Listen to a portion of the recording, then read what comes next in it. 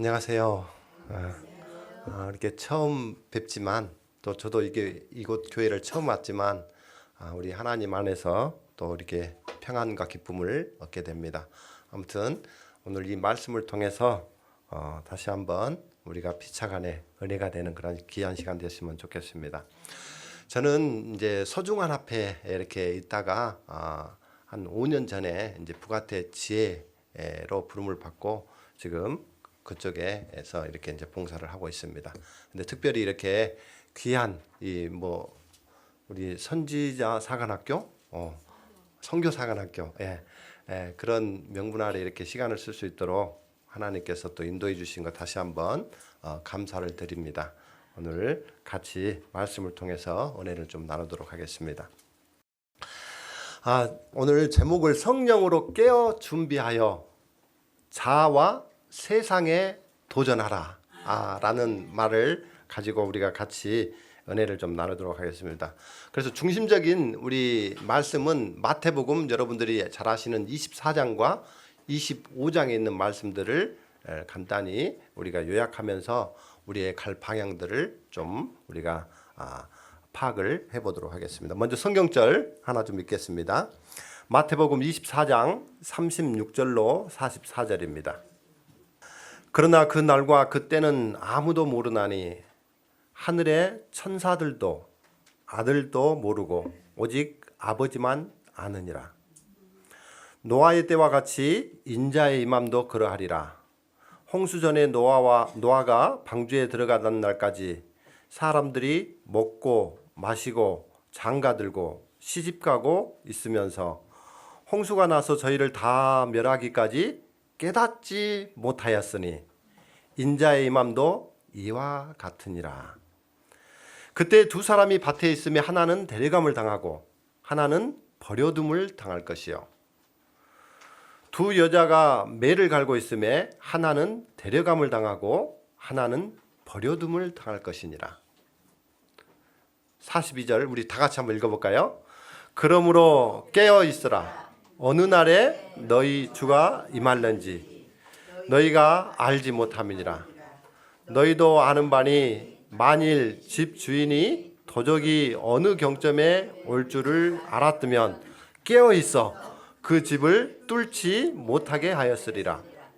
이러므로 너희도 예비하고 있으라. 생각지 않은 때에 인자가 오리라. 세계는 지금 큰 전쟁과 기근, 또 지진과 온역, 또 홍수, 온난화로 인해 가지고 환경이 파괴되고 있습니다. 그리고 거짓 선지자들이 여기저기서 출현하고 있습니다. 이 성경에서 언급하신 그 말씀대로 이 마지막 종말을 알리는 여러 가지 징조들이 곳곳에서 일어나고 있는 것을 보게 됩니다. 그 종말은 크게 우리가 두 가지로 나눌 수가 있어요.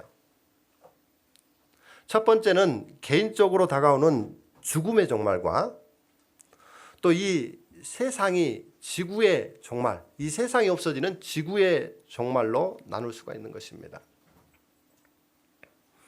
이 개인적인 종말은 이 육신의 생명이 멈추는 시간에 우리가 종말을 맞이하게 되는 겁니다.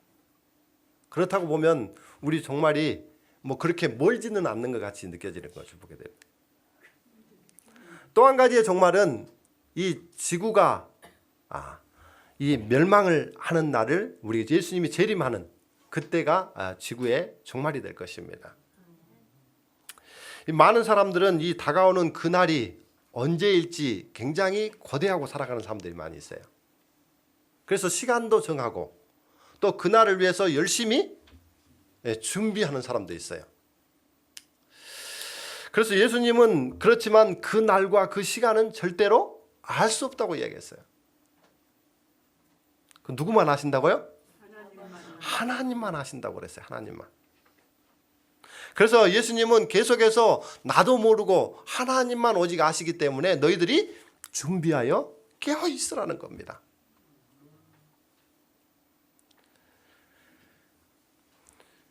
우리 많은 사람들이 깨어 준비하는 삶, 이거를 여러분들이 어떻게 이해하고 있는지 모르겠어요.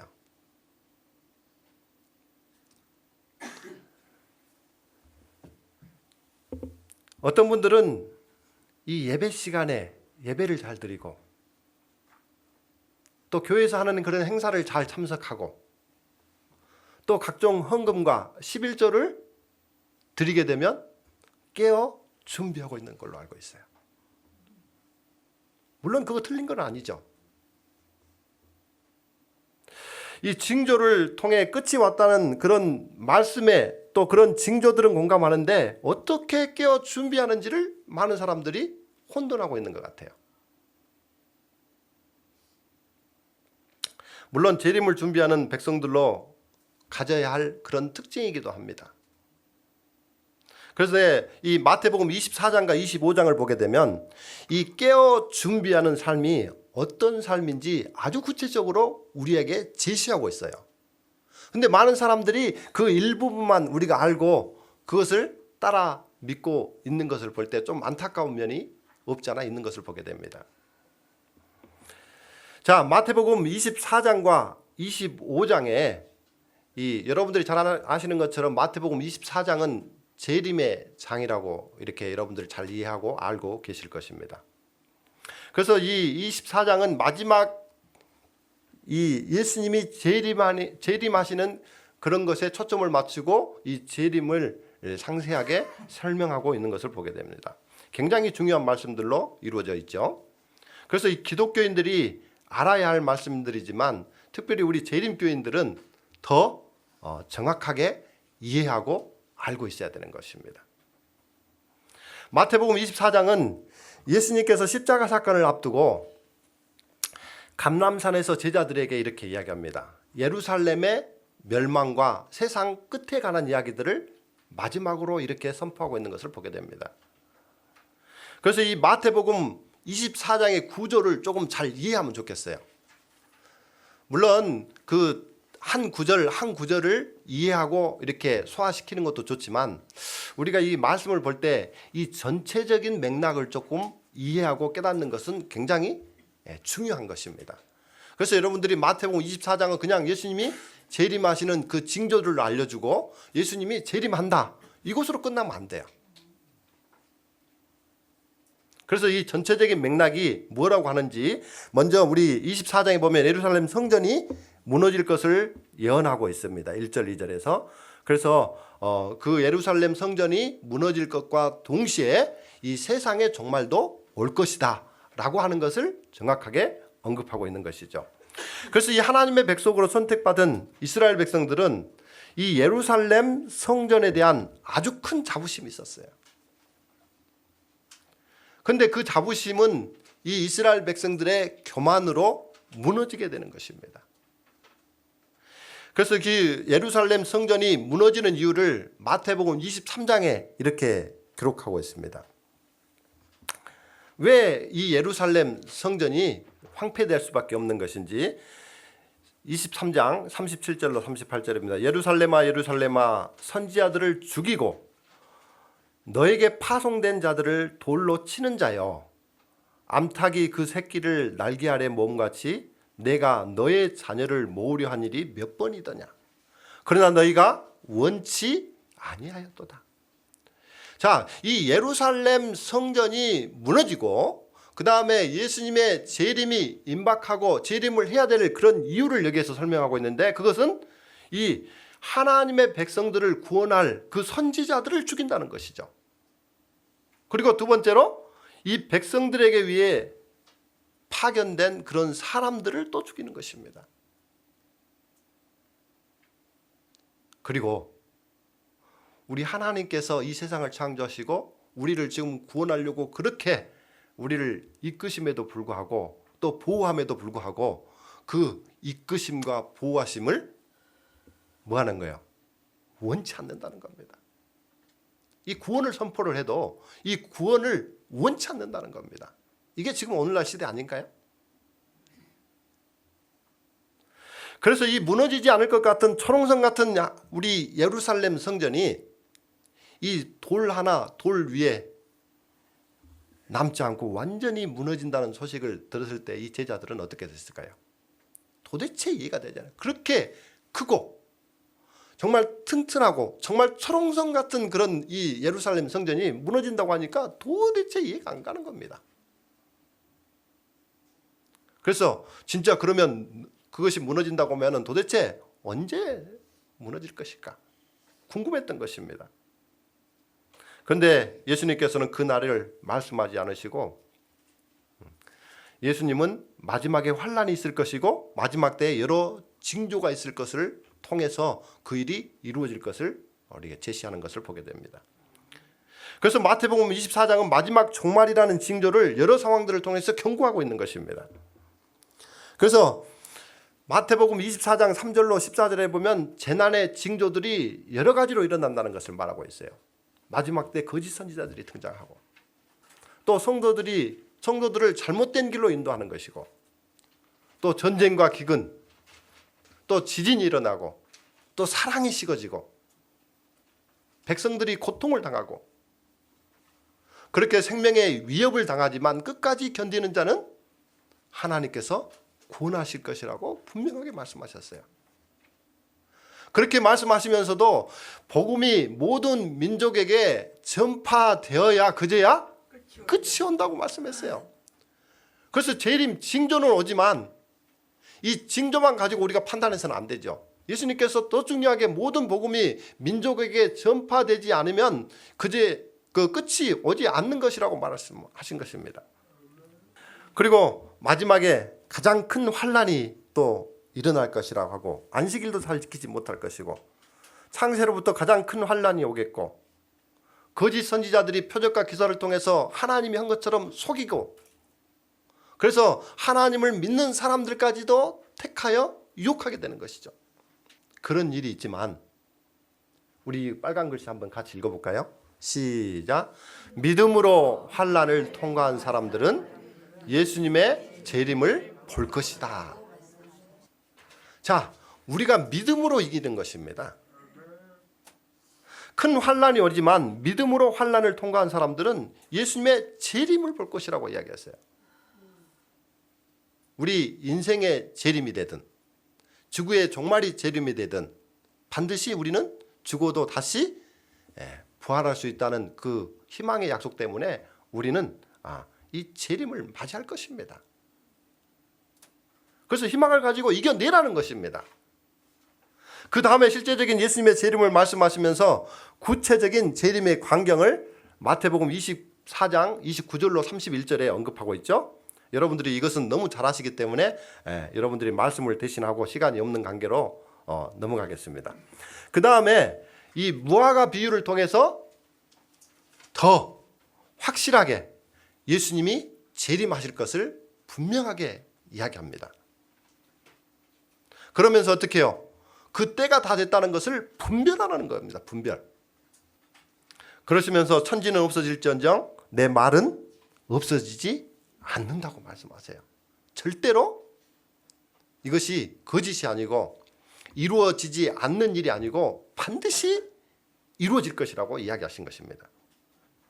그러면서 그렇게 마지막 징조도 나타나고 여러 가지 상황도 나타나고 그러지만 예수님께서 계속해서 복음이 증거된다는 것을 이야기해 주시고 그 다음에 우리가 분명히 예수님이 오실 것이니 너희들이 깨어 준비하라고 이야기하는 것입니다.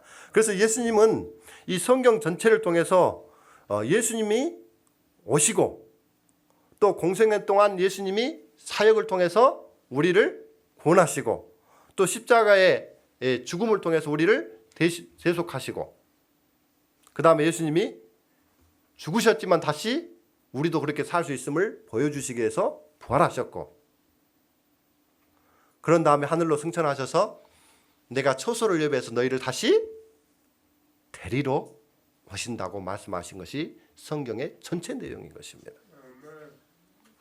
그래서 성경은 그렇게 다시 오시겠다고 말씀하시면서 성경을 마무리했어요. 그래서 성경은 마라나타 주여 곧 오시옵소서 하는 그런 말로 성경이 마무리된 것입니다. 따라서 그리스도인들은 이 예수님의 재림의 약속을 기다리는 사람들이 맞습니까? 이 기다림으로 시작해서 기다림으로 끝나는 사람들이 성도들의 일생이에요. 교회는 그 기다림이 2000년 동안 됐어요. 예수님이 초림에 이 땅에서 오신 후에 지금 2023년이 됐으니까 어떻게 해요? 2023년 동안 계속해서 예수님을 기다리는 것입니다. 그런데 문제는 이 성경의 역사를 보게 되면 예수님이 초림하실 때, 예수님이 다시 오신다고 했을 때 그런 문제사항을 거기에서 언급하고 있는 것을 보게 됩니다. 우리가 중요한 교훈을 발견할 수 있어요. 예수님이 처음 유대 땅에 오실 때 유대인들은 400년이 넘도록 자기들을 구원할 메시아를 간절히 기다렸어요. 그런데 막상 예수님께서 오셨는데 그들은 그 메시아인 것을 알지 못했다고 이야기하는 것입니다. 요한은 이렇게 기록하고 있습니다. 참 빛 곧 세상에 와서 각 사람에게 비치는 빛이 있었나니 그가 세상에 계셨으며 세상은 그로 말미암아 지은 바 되었으되 세상이 그를 알지 못하였고 자기 땅에 오매 자기 백성이 영접치 아니하였다고 하는 것입니다. 참으로 안타까운 현실인 것 같아요. 예수님이 오셨음에도 불구하고 예수님을 그렇게 기다리고 오셨음에도 불구하고 예수님을 알지 못하는 거예요. 저와 여러분들이 예수님의 재림을 기다리고 있는데 예수님이 오셨는데도 불구하고 알지 못하고 살아가는 것은 너무나도 불행한 일이라고 생각해요. 우리 초림 때 그런 우리가 문제를 알게 되면 우리 재림 때 어떻게 해야 될지를 다시 한번 생각해 보게 되는 것입니다. 우리가 그 신앙의 전체를 밟는 것은 아주 지혜롭지 못할 것입니다. 예수님께서는 주의 재림의 날이 언제일지 아무도 모르기 때문에 계속 항상 깨어 준비하라고 해요. 그러시면서 어떻게 해요? 지혜로운 종과 같이 깨어 있으라 그래요. 왜냐하면 이 약한 종과 같이 경고를 무시하면 책망을 받을 수 있기 때문에 깨어 있으라는 거예요. 근데 그 깨어 있는 그런 삶, 그 삶이 어떤 것인지를 우리는 잘 알았는데 예수님께서는 이 세 비유를 통해서 다시 한번 강조하게 돼요. 24장에 보면. 그래서 노아의 때 뭐라고 이야기해요? 예수님이 오실 것은 노아 홍수 때 그렇게 임한 것처럼 확실하게 임한다. 이것이 핵심이에요. 그래서 어떻게 해요? 그때 깨닫지 못한 사람들이 있어. 그래서 너희들은 깨달으라고 이야기하는 거예요. 근데 그때 사람들이 먹고 마시고 시집가고 장가가는 거 일상적인 일이었죠. 그런 일들이 잘못된 일이 아니에요. 그걸 나무라는 것이 아닌 것입니다. 노아라고 먹고 마시고 장가드는 일을 하지 않았을까요? 그 자부들이 있는 거 보면 다 했어요. 그러나 노아는 다른 사람들이 하지 않는 한 일을 하게 된 것이죠. 그게 뭐죠? 노아는 보이는 세상보다는 믿음으로 보이지 않는 하나님의 말씀을 믿고 따랐던 것입니다. 이게 달랐어요. 그 죄악 세상에 똑같이 그 일들에 속해져 있었지만 이 노아가 달랐던 것은 보이지 않는 그 하나님의 말씀을 믿음으로 바라본 것이라는 것이죠. 오늘 저와 여러분들이 똑같이 그 일을 하고 있지 않나요? 이 히브리서 11장 7절에 보면 이렇게 말씀하고 있어요. 믿음으로 노아는 아직 보지 못하는 일에 경고하심을 받아서 경외함으로 방주를 예비했다고 이야기하고 있어요. 그래서 그 예비한 그런 삶을 통해서 그 집안이 구원받았다고 하고 의의 후사가 되었다고 하는 그런 우리가 가야 할 그 길을 미리 노아를 통해서 우리에게 알려주시고 제시해 주고 계신 것입니다.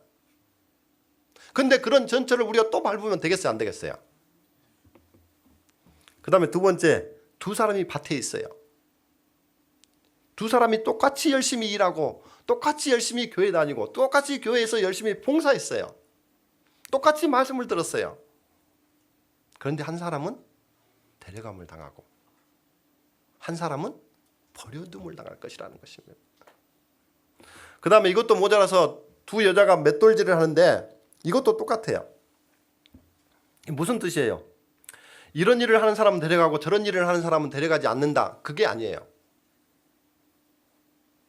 이것도 똑같은 장소에서 같은 일을 하는 두 사람이 마지막 결론이 갈라진 것입니다.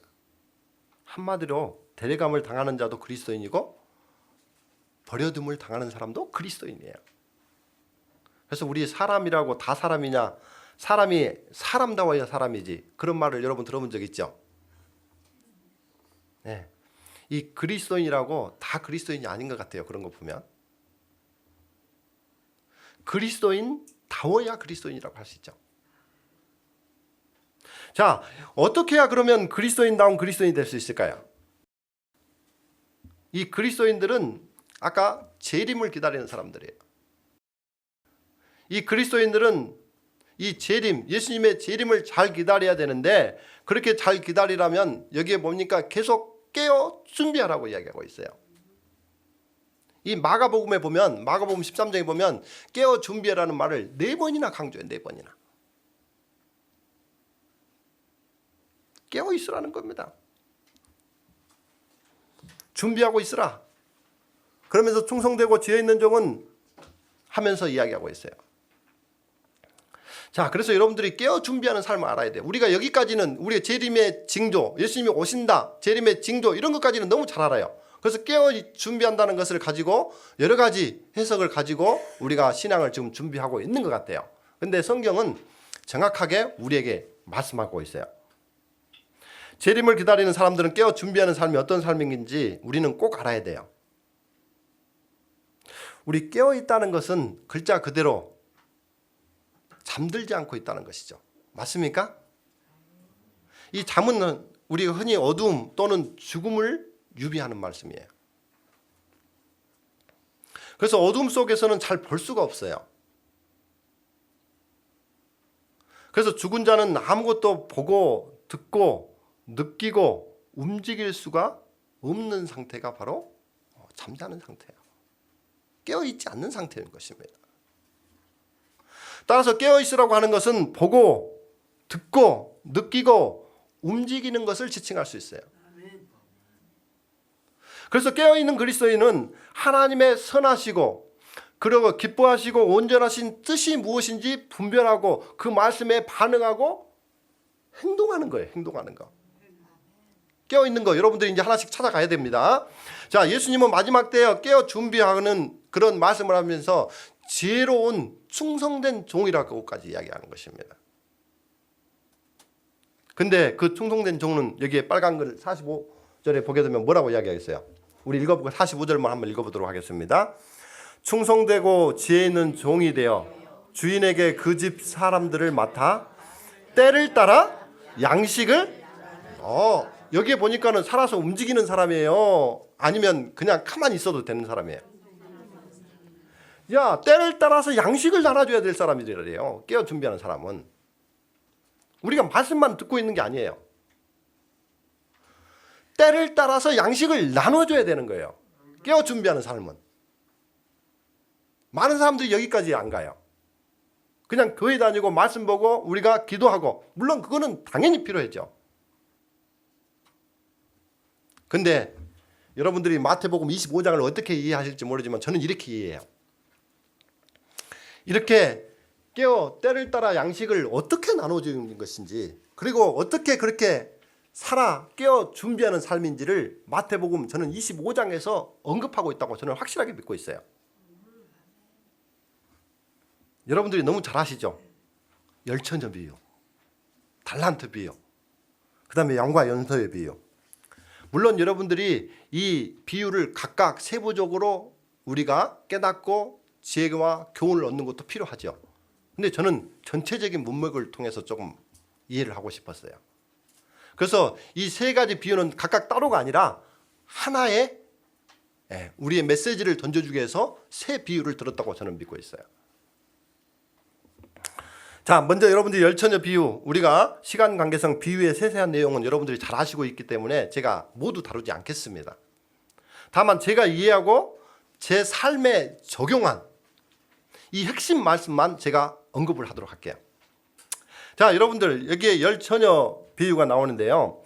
이 열처녀는 이 슬기로운 처녀와 미련한 처자가 등을 준비해서 예수님의 재림을 신랑을 맞이했잖아요.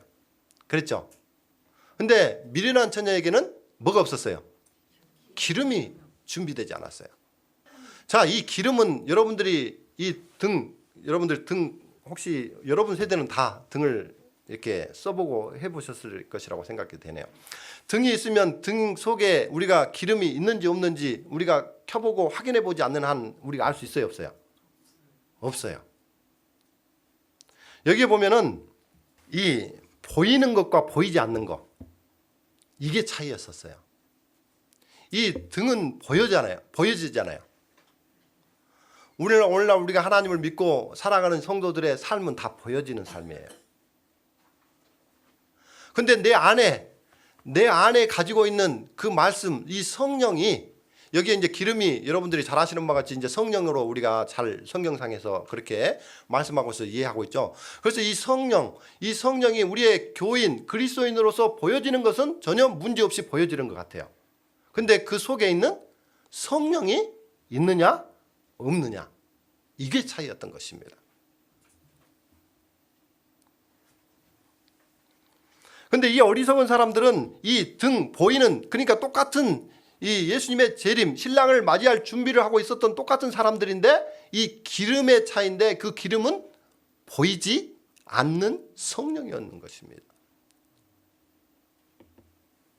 그 다음에 두 번째는 뭐예요? 달란트 비유는 뭐라고 이야기하고 있어요? 이거 빨간 글씨 한번 우리 영감에 글에 있는 말씀을 한번 보겠습니다.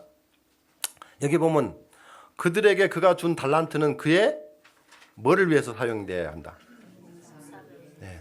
뭐 달란트 내용에 대해서는 여러분들이 잘 아실 것인데 여기 또 다른 글을 한번 보겠습니다. 영감의 글. 각 영혼은 그리스도의 생명을 살아야 할 의무가 있다. 우리의 개성, 달란트, 시간, 가마력, 능력 등은 모두가 하나님께로부터 주어진 것으로서 우리는 마음으로부터의 뭐에 의해? 봉사에 의해 그것을 하나님께 되돌려줘야 된다. 이 달란트 비유의 핵심이 여러분들이 이런 쪽으로 가고 있어요.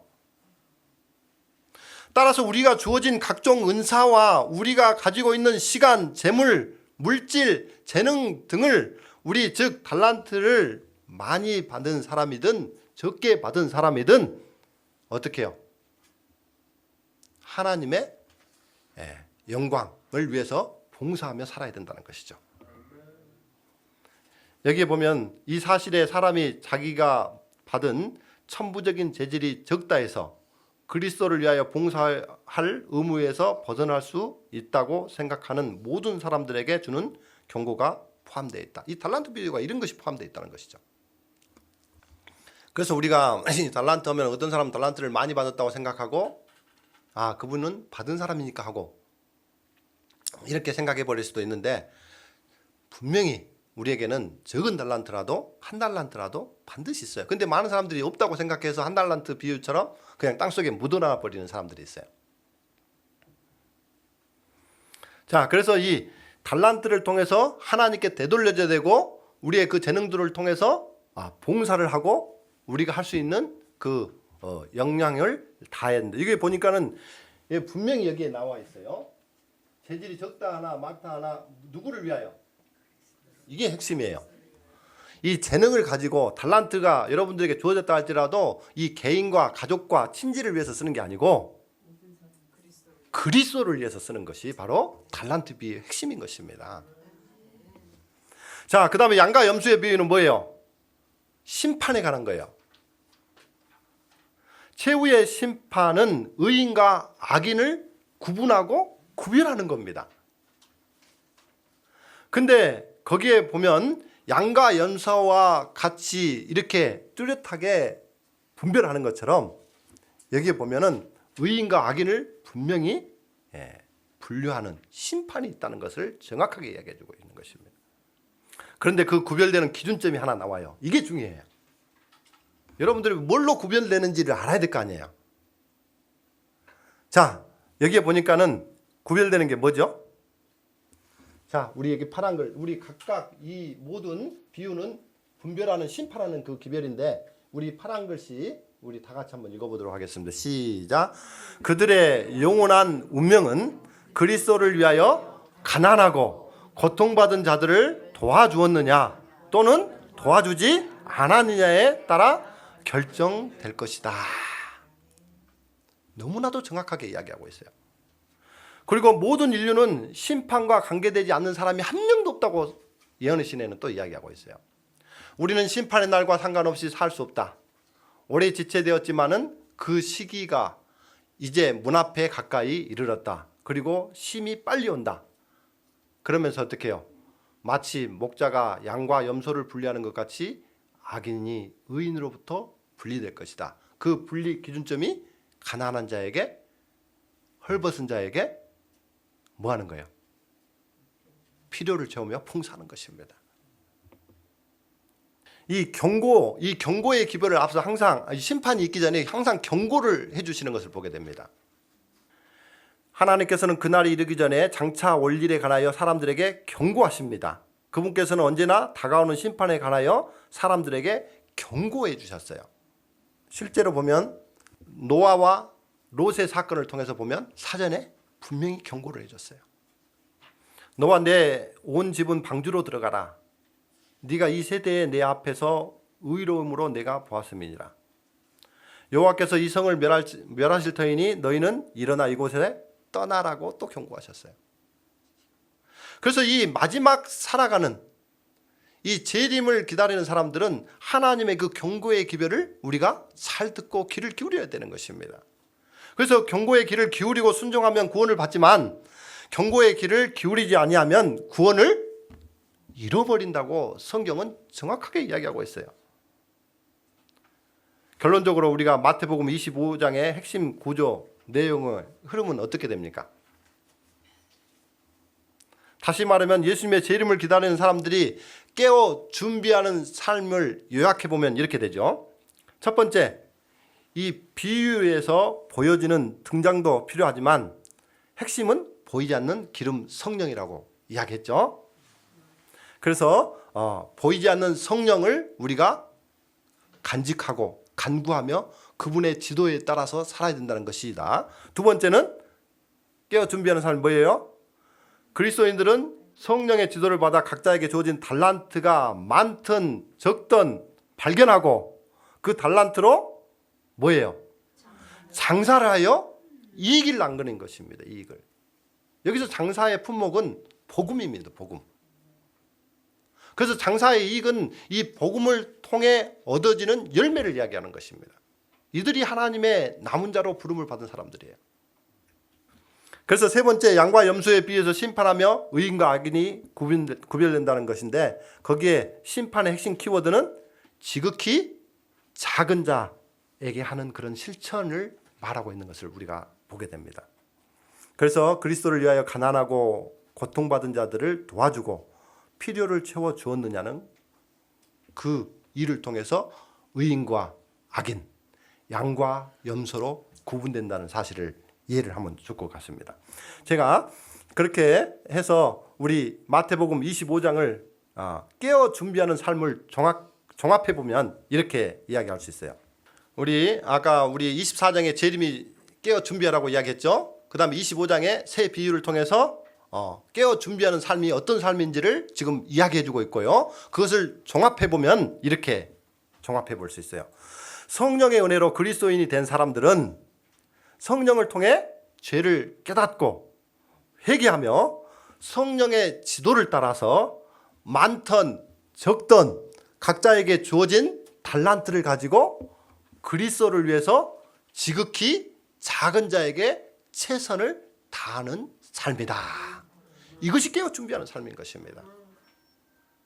그리스도인은 그리스도인의 말씀, 이 삶의 봉사를 통해서 나누는 것이 복음이에요. 이것이 늦은 비 성령의 기적적인 삶으로 오늘날 우리에게 인도하시는 것을 저는 확실하게 경험하고 있어요. 자, 이제 여러분들이 두 번째 이제 본격적으로 그렇게 그 말씀에 의지해서 살아가는 삶을 볼 때 하나님께서 어떻게 역사하시는지를 우리 잠깐 여러분들이 좀 쉬시고 바로 진행을 하도록 하겠습니다. 자, 여러분들 이 성경에 있는 내용들을 전체 아는 것도 중요하죠. 그다음 핵심의 흐름을 아는 건 너무 중요하죠. 근데 우리가 많은 것에 아는 것에 비해서 우리가 아까 말했던 것처럼 삶으로 나누고 때를 따라 양식을 나눠주는 일에는 굉장히 부족하고 약한 것을 보게 됩니다. 그래서 제가 이 깨어 준비하는 삶이 어떤 삶인지를 실제 예수님을 통해서 다시 한번 묵상하게 됐어요.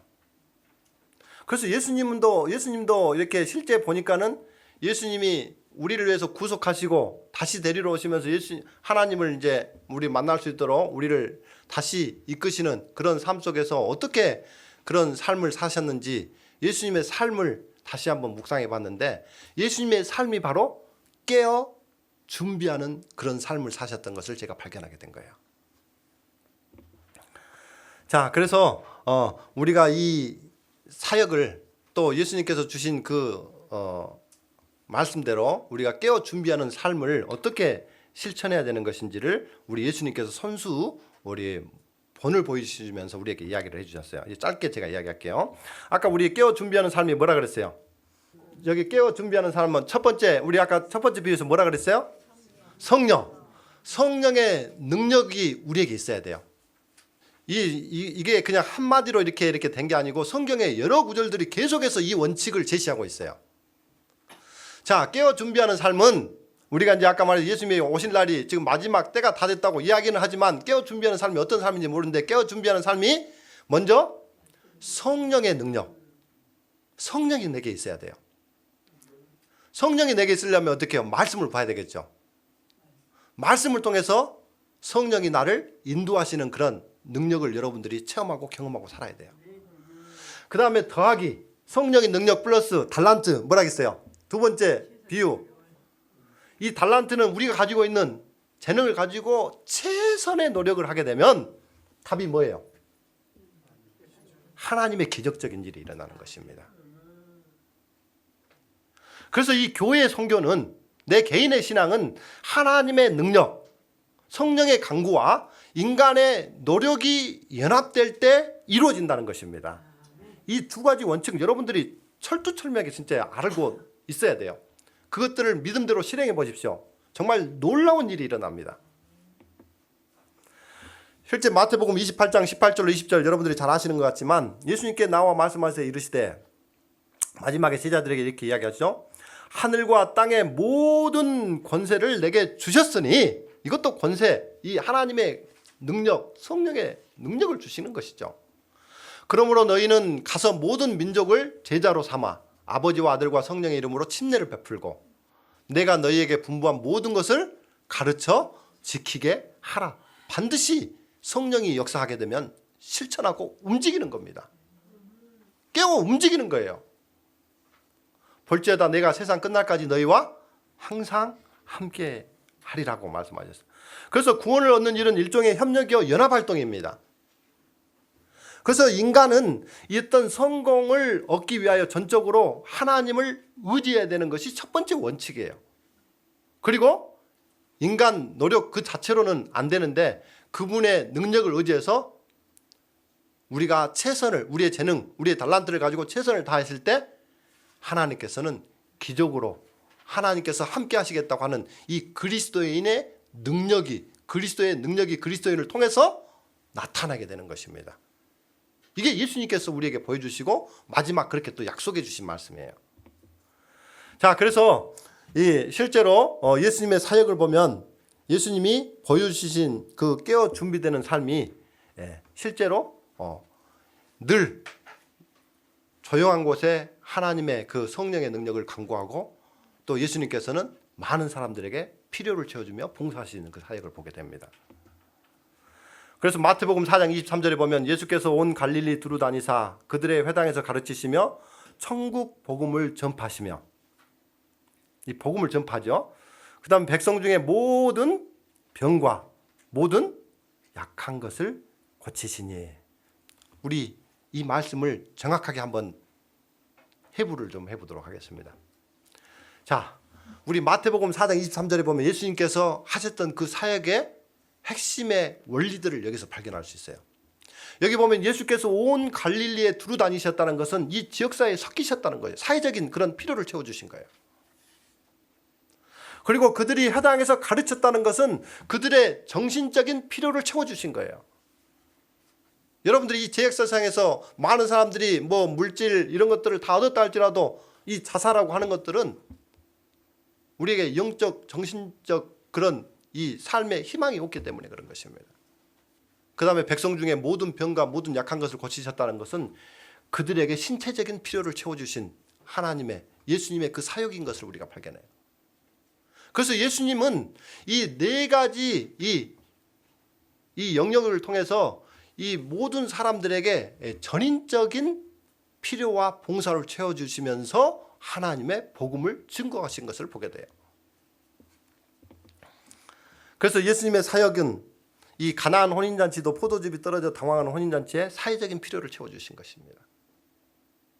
또 니고데모와 그 대화 속에서도 영적 고민을 안고 있는 그 니고데모에게 어떻게 해요? 영적인 필요를 채워주신 것입니다. 봉사하신 것이죠. 깨워 움직이신 것이죠.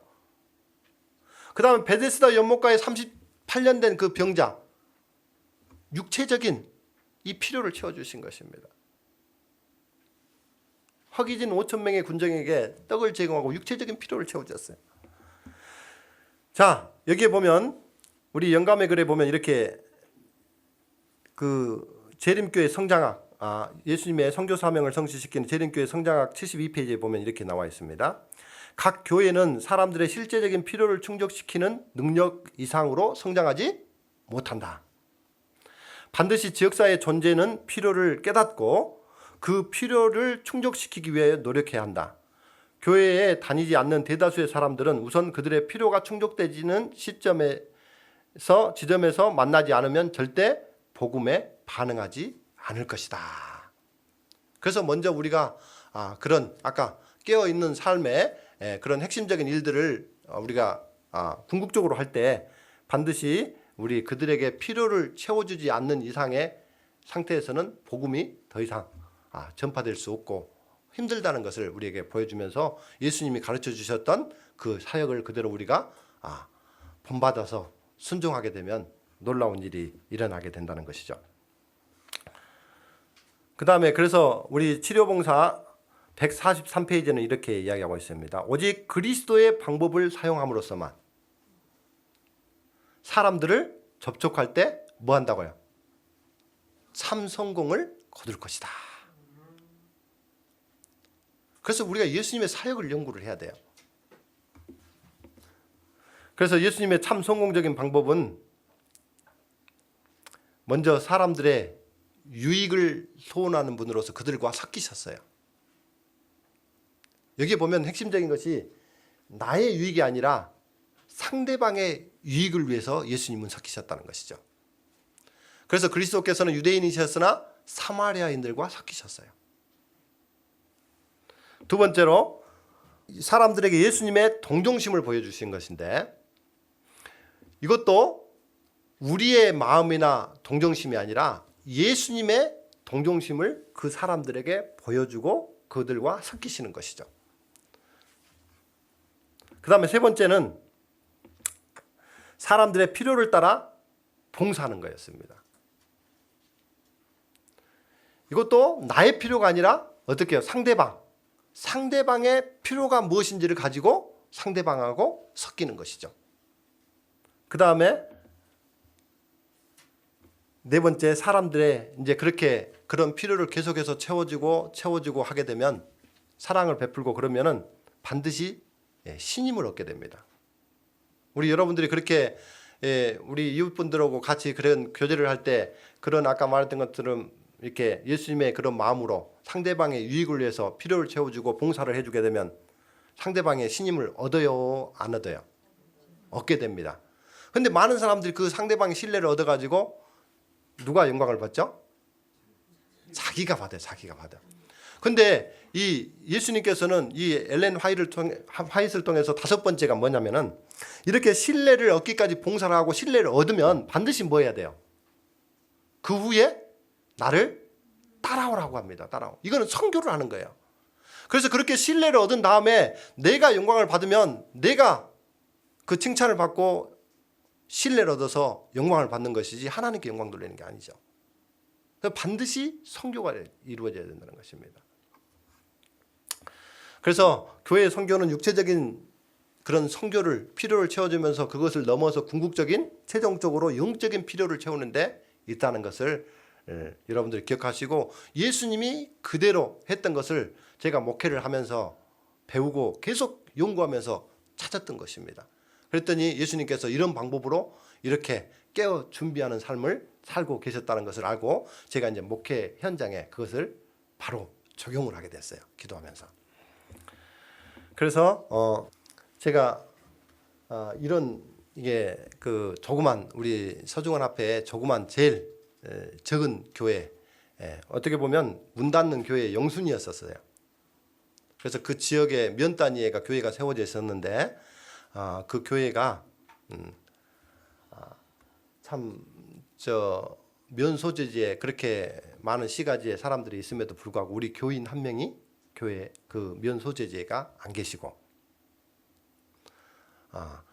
이분들이 오시는 분들은 한 19명 되는데 그분들은 타 지에서 뭐 화요일 금요일 날 예배를 드리지 못하고 안식일만 오시는데, 왜 안식일만 오시느냐? 이분들의 연령이 평균 70대가 넘어요. 그래서 그때 보니까 청년회장이 68, 수석집사가 한 명 있는데 73세, 이런 분들이요. 그래가지고 아이들은 거의 없고, 그래서 교회가 이분들이 안 계시면 이제는 돌아가시면은 문 닫는 교회 영순이었었어요. 그래서 여기 보니까는 그분들이 이 조그만 교회 저기 2층에 본당에 몇 자석 앉아서 이분들이 이렇게 계셨어요. 근데 이분들 지금 거의 다 돌아가셨어요. 주여 새 성전을 허락하소서. 왜냐하면 이 건물이 굉장히 오래돼 가지고 건물이 이렇게 비가 새고 곰팡이가 끼고, 그래서 비가 오면은 이 그릇을 갖다 놔야지 그것을 해결할 수 있는 그런 상황이고, 그 다음에 이 지역에서는 여기에 보니까는 이 교인들이 하나도 없고 저렇게 교회는 무너지고 보기 싫어하고 평상시에 아무도 없다가 토요일 날 어떤 어르신들 몇 분이 이렇게 왔다 갔다 하는 그런 모습을 보고 사람들이 이단 교회, 이상한 교회로 이야기하는 겁니다. 그래서 안식일 교회 이꼬르 이단 교회, 이상한 교회, 이렇게 이야기가 그 지역에 소문이 나 있어요. 그래서 이분들이 실제적인 헌금도 보니까는 교인들이 이 어르신들이랑 15,000원 이렇게 월정헌금을 드려요. 근데 그분들한테는 최선이에요. 그래서 그분들이 전부 다 합쳐도 10만 원이 안 돼요. 목회자가 한 10만 원 냈고 해도 교회 운영이 안 돼요. 이렇게. 근데 하나님의 이 교회, 정말 복음을 증거해야 될 이 교회, 마지막 사명을 가진 그런 교회가 지금 이렇게 되면 되겠어요, 안 되겠어요? 그래서 제가 이 말씀에 정말 하나님을 다시 한번 기도하면서 찾게 됐죠. 하나님, 왜 제가 이렇게 큰 교회, 그 전에 있었던 교회는 그래도 한 150명 정도 있는 교회이고, 이렇게 하다 보니까는 설교할 때도 설교하는 그 맛도 나고 뭐 이렇게 좀 반응도 있고 그래서 굉장히 힘이 나고 그랬었는데, 여기는 그냥 말씀을 드려도 어떻게 해요? 혼자 이렇게 독백하는 것 같아요. 그럼에도 불구하고 하나님께서 역사하시긴 하셨지만 이분들이 그렇게 이곳에서 크게 소망이었어요. 교회를 건축하고라도 이 교회가 안 없어지면 좋겠다. 그리고 그 지역이 보니까는 천주교 성지에다가 또 불교 칠장사라고 있는데 거기 궁예가 머무르던 절이라고 해갖고 전국에서 유명한 사람들이 유명한 절이라고 해갖고 사람들이 굉장히 많이 오고, 뭐 장로교회, 천주교, 뭐 성결교회, 감리교회 뭐 할 것 없이 아주 뭐 보니까는 심지어 그 유병원 씨 아시죠? 그 세월호 그 교회 본부도 거기 있어요. 여호와 증인교회 뭐 없는 게 없어요. 그래서 우리 교회가 저런 상태에서 있을 때 얼마나 암담하고 똑같이 치부되지 않았을까 그런 생각이 들어져요.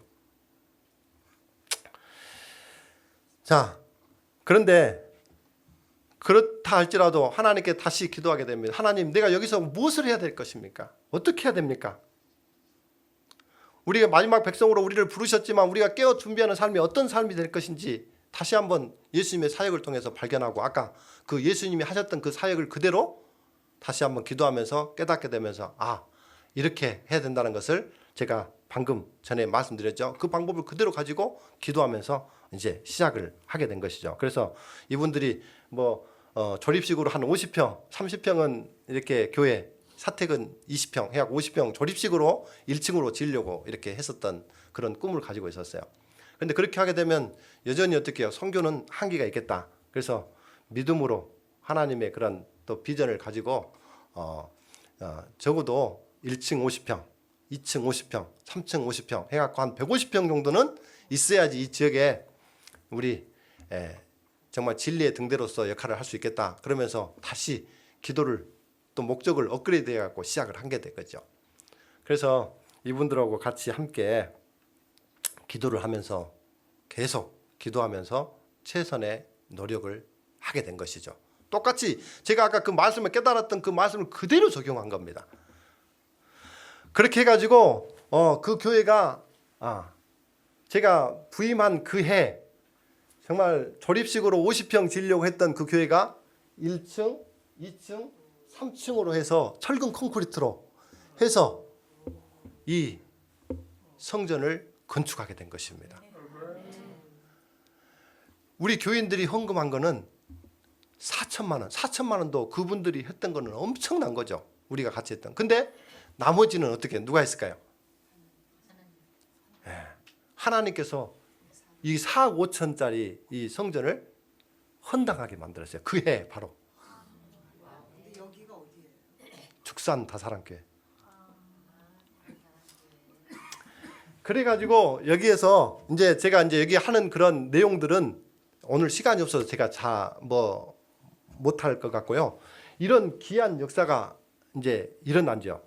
그래서 이 성령의 능력을 힘입은 그리스도인들은 이 도전 정신을 가지고 그 일에 임하게 되고 나아갔을 때 하나님께서 기적적으로 이끄신다는 사실을 제가 여기에서 체험하고 경험하게 된 것입니다. 그래서 우리는 성령의 불로 가슴에 불을 붙이고 세상에 도전해야 되는 것입니다. 요즘 교육은 어떻습니까?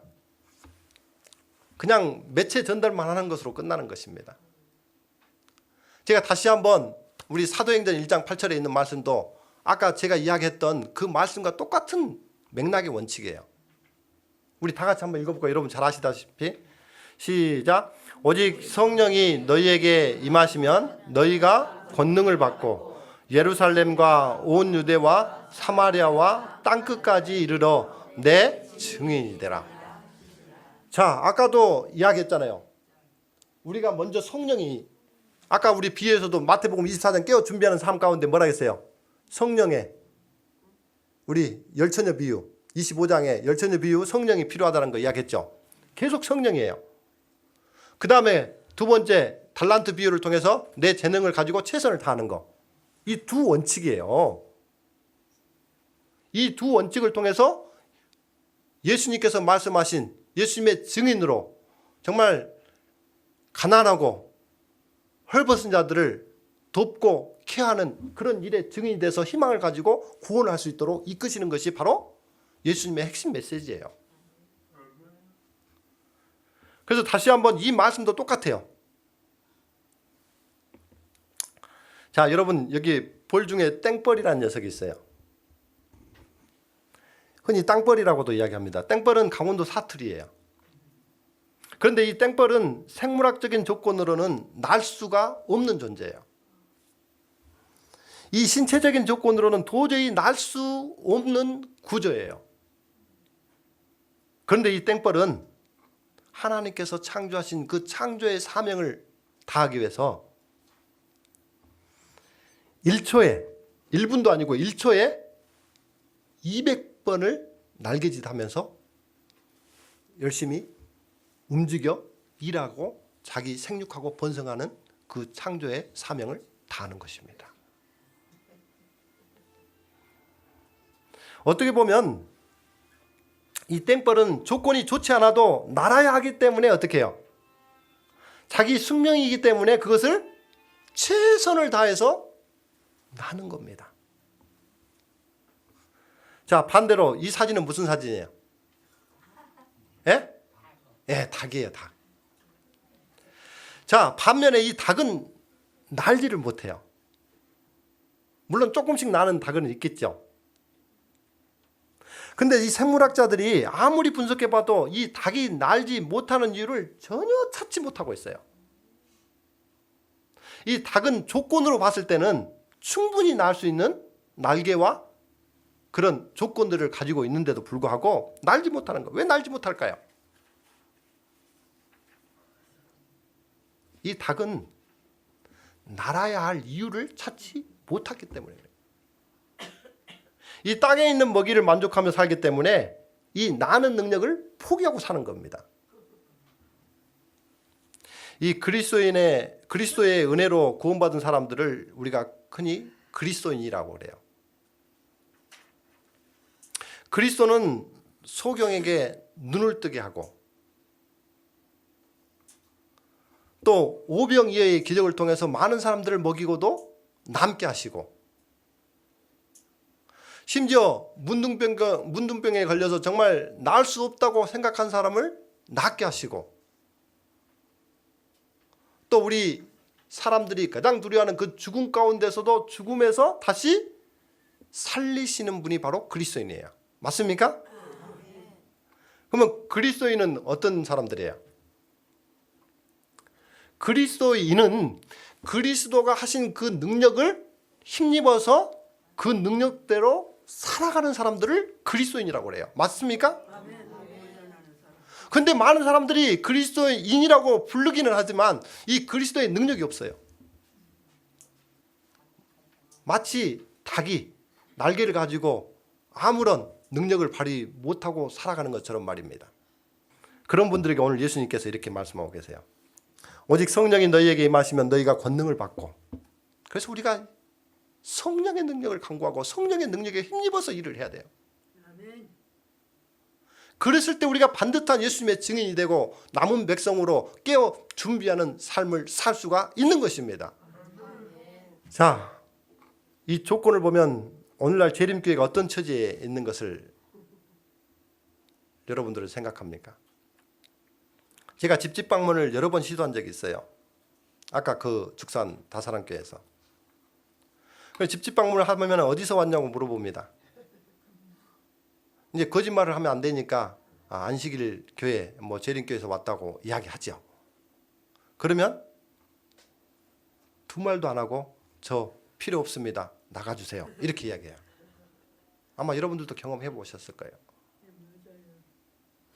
그런데 혹시 이제 어디서 왔냐고 그러면 재림교회에서 왔습니다. 그러면은 재림교회는 안식일 교회보다는 좀 잘 못 들어봐가지고 재림교회가 어디 교회예요? 이렇게 한마디 더 물어봐요.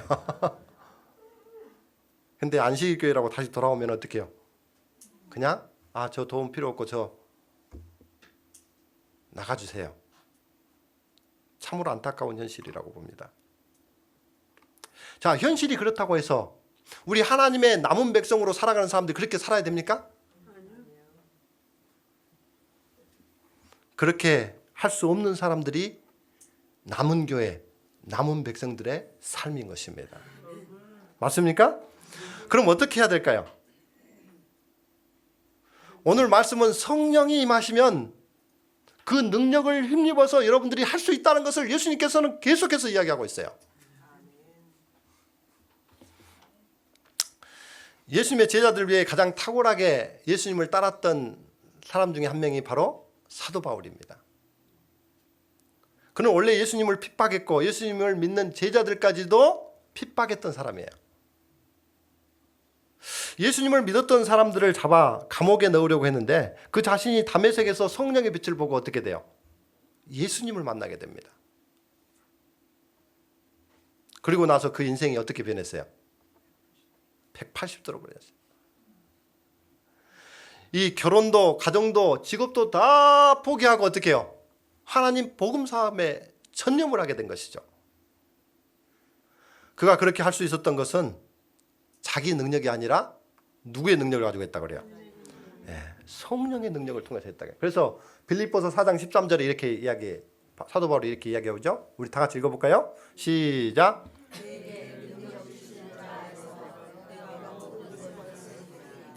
예, 이 사도 바울도 그리스도의 능력을 가지고 했다고 하는 것입니다. 그 능력이 바로 성령의 능력이었죠. 네. 우리 교육 69페이지에는 이렇게 이야기해요. 바울 역시 그의 여러 가지 일 가운데 그리스도의 임재의 능력을 힘입었다 이렇게 이야기하고 있어요. 나는 부족하고 능력이 없지만 성령이 임하시면 그 주시는 권능을 받아서 일을 했다는 겁니다. 이것은 어떤 조건이 다가 아니라 정신이 중요하다는 겁니다. 맞습니까? 이 그리스도인들은 그리스도의 능력을 의지해서 살아가는 사람들이에요. 다시 말해서. 그래서 그리스도인들은 어떤 분석과 계산으로 그것을 안 되는 것으로도 어떻게 해요? 해내는 능력을 가지고 있는 사람들이 그리스도인들이에요. 아까 그 교회가 그렇게 할 수 없어요. 우리 인간으로 봤을 때는 이론적으로 뭐 계산적으로 도대체 할 수 없는 것입니다. 근데 그리스도인들은 그리스도의 능력을 힘입어서 그 일을 할 수 있는 사람들이라는 거죠. 아까 그 교회가 이렇게 이제 돼서 교회가 신축이 돼서 한 100좌석 정도 되는 교회가 생겼어요. 시골 교회에서 한 100좌석 정도 되면 그래도 적은 교회는 아니잖아요. 우리 교회 안에서는. 네. 그래서 이렇게 졌는데 그때도 많은 주변에 있는 믿는 사람들이나 믿지 않는 사람들 정말 많은 감동을 받게 됐죠. 그 감동은 교인들이 최선을 다하고 헌금의 10배 이상을 그렇게 해가면서 이 일들을 하게 된 것입니다. 그래서 교회의 조건으로는 감당할 수 없었지만 하나님의 권능을 의지하고 나아갔을 때 하나님께서 이루신 것을 다시 한번 목격하고 저는 이 시간 여러분들에게 고백한 것입니다. 예, 그래서 어떤 우리 교회 전임자 중에 그때 이제 한 분이 오셔가지고 교인들이 얼마 안 되어서 자주 방문하셔서 자기들이 뭐 그 목사님은 교인들의 숟가락 수까지도 이렇게 알고 지내는 분인데 이 도저히 있을 수 없는 일이 여기서 일어났다는 것입니다. 예, 교회인들 10명 치고는 이렇게 어마어마한 교회가 세워진 것이죠. 쉽게 말하면. 그랬는데 아까 예수님이 가르쳐 주셨던 그 방법을 통해서 그들에게 먼저 다가가고 섞이고 필요를 채워주며 사랑과 그들에게 나갔을 때 3년 만에 우리 교인 그 면소재제 교인 한 명도 없었던 그 교회가 거기는 뭐 주변에서 뭐 이사 오고 그런 교회가 아니죠. 완전 시골이니까 아주 거기는 있어도 서울로 이사 가는 그런 위치인데 3년 만에 교회가 앉을 자리가 없어요. 여러분들 이 3년 만에 이 건축도 건축이지만 이곳에 하나님의 이 백성들이 채워진다는 것은 정말 놀라운 기적이었어요. 이 놀라운 기회가 이제 뭐 다음에 기회가 있으면 제가 이제 하지만은 이거는 오늘 시간이 없으니까 제가 넘어가도록 할게요. 그렇게 해가지고 이 교회가 3년 만에 이 교회가 가득 차가지고 앉을 자리가 없어요. 앉을 자리가 없으니까 어떻게 해요? 이제 계속해서 저도 이제 목회를 하면서 보니까 그때 이제 보니까는 처음에는 우리 교인들 농사 지시고 어르신들 이렇게 했는데 여기에 보니까는 막 지구꾼이 의사도 오시고 뭐 교수님도 오시고 이제 막 이렇게 좀 사회 인사들도 이렇게 교회에 이제 참여를 하는 것입니다. 그런데 어느 날 이제 공간이 부족해서 막 주변에 얻기도 했어요. 부족해가지고 그랬는데 이제 어느 날 식사를 하는데 식사를 한 번에 다 식사를 하지 못합니다. 그래서 먼저 첫 번째 그룹이 가서 식사를 해요. 근데 이제 거기 안에서 아이가 밥을 먹다가 밖에서 이제 늦게 먹는 아이가 야 친구야 빨리 나와라 놀자 이렇게 이야기를 하니까 그 친구가 저 안에 있다가 그 식당이 이렇게 좁아서 아주 앉을 자리가 없어요. 한 20평 정도 되는데 거기에 아주 한꺼번에 앉아도 다 못 앉으니까. 근데 거기에 그 틈새로 아기가 딱 나오다가 제 눈에 보니까는 그 의사분이 나오다가 의사분 등을 이렇게 무릎으로 탁 치는 것을 제가 보게 됐어요. 야, 그걸 보니까 예사롭지 않게 생각이 들더라고요. 그래서 이런 상태로 있다가는 우리가 또 교인들도 많이 또 나갈 수도 있고 다른 데로 옮겨갈 수도 있겠구나, 그런 생각이 또 제일 먼저 들더라고요. 그래서 이 교회가 비전이 없으면 안 되겠다. 그래서 비전을 세워야 되겠다. 그러면서 그 시간부터 기도하면서 이 교인들에게 이 상태로 가게 되면 이분들이 너무 이렇게 교회 예배 드리는데도 힘들고 어려우니까 새로운 비전을 좀 세우고 가야 되겠다 하고서 우리가 그 비전을 이제 기도를 하게 되고 한 1년 정도 연구하면서 하나님께 간절히 기도를 했어요. 그래서 이제 그 비전을 가지고 안식일에 이제 선포를 하게 됐습니다. 그런데 그 안식일 날 이제 비전을 선포하고 우리가 기존에 한 150평 정도도 굉장히 큰 거 그런 데인데, 제가 새로 비전을 세웠던 그런 그 비전은 옆에 우리 땅도 없는데 그 뒤에 땅 한 400평 정도 사는 거 하고, 그 땅 위에다가 한 650평, 기존 건물을 빼놓고 한 650평 정도로 이렇게 크게 지어서 이 지역에 정말 진리의 등대가 될 수 있도록 비전을 제시를 했어요. 그래서 그 말씀을 안식일 날 끝나고 나오는데 그 뒤에 그 문 앞에 이제 거기에서 제가 이제 목회자 설교 끝나고 인사를 하는데 수석 장로님이 딱 오시더니 그 사람들 거기서 웅성웅성 막 같이 여러 사람들이 많이 있는데 수석 장로님이 저한테 목사님 이거 안 됩니다. 이거 할 수 없습니다. 이제 그 이야기를 거기서 그렇게 하면서 주변에 있는 사람들이 다 듣고 아주 당황스럽게 저를 하더라고요. 그래서 그때 순간 이렇게 묵상하면서 기도했어요. 하나님, 이 상황에서 어떻게 해야 됩니까? 그랬더니 장로님한테 지혜를 주셔서, 장로님 딱 일주일만 우리가 기도하면서, 우리 교인들이 원치 않으면 절대 안 할 겁니다. 그렇지만 여러분들이 기도해 보면서 하나님께서 여러분들에게 그런 음성을 들리면 우리는 그 비전을 가지고 한번 해봅시다 하고서 일주일만 시간을 달라고 하고 기도하자고 그랬고, 저도 열심히 기도하고 그 장로님도 기도를 했죠. 그리고 그 다음 안식일 날 설교를 이제 그때는 끝나고 그랬지만 이제 설교를 들어가기 위해서 저기서 등단하려고 준비하고 있는데, 거기에 또 사람들이 뭐 이제 예배 시작하기 전에 뭐 화장실도 다녀오신 분들 뭐 거기 뒤에 이야기도 하고 막 이렇게 이야기 하잖아요. 그런데 거기에서 갑자기 그 73세 되신 그 수석 장로님이, 거기에 사람들이 정말 거의 한 3분의 1 이상은 거기에 가고 이렇게 웅성웅성하고 다 있는데, 거기에서 무릎을 탁 이렇게 꿇으신 거예요. 그러면서 저한테, 이 젊은 목사한테, 목사님 저 잘못했습니다. 내가 정말 너무 당황했죠. 나이 73세 되시고 또 젊은 목회자한테 그렇게 무릎을 꿇고 전부 사람들 보는 데 앞에서 무릎을 꿇고 비는 거예요. 그래서 장로님 빨리 일어나세요. 무슨 일이십니까? 그랬더니 자기가 일주일 동안 기도하면서 그 이야기를 들었는데, 하나님께 기도하니까 하나님께서 이 처음에 지어졌던 그 교회가 자기는 500만 원 헌금한 거예요. 500만 원도 엄청나게 하신 거예요. 500만 원으로 4억 5천짜리 그 엄청난 일이 하나님께서 하신 것인데 마치 자기가 한 것으로 착각하고 있었다는 것을 그때 깨달은 거예요. 그러면서 그것 때문에 너무나도 내가 마음이 너무 아프고, 그래서 목사님한테 용서를 구해야 되겠다 해갖고 공개적인 사과를 하고 공개적인 회개를 하는 것입니다. 여러분, 그런 장로님이 교회에 있으면 희망이 있어요, 없어요? 있다고 보여져요, 안 보여요? 그래서 그 시로부터 아까 교회가 헌금 그렇게 얼마도 10만 원도 안 된다고 이야기했죠. 그런 교회가 이 교회를 헌당한 지 3년 만에 어떻게 돼요?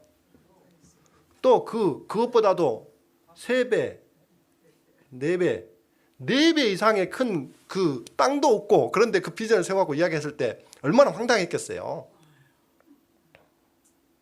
인간적으로는 충분히 이해가고 할 수 있죠. 근데 우리는 아까 말했던 것처럼 우리는 그리스도인이잖아요. 그리스도인. 예수님의 능력을 힘입어서 예수님이 필요하다고 생각되면 반드시 예수님이 하시는 거거든요. 그게 오늘 제가 여러분들에게 이야기해주고 싶은 거예요.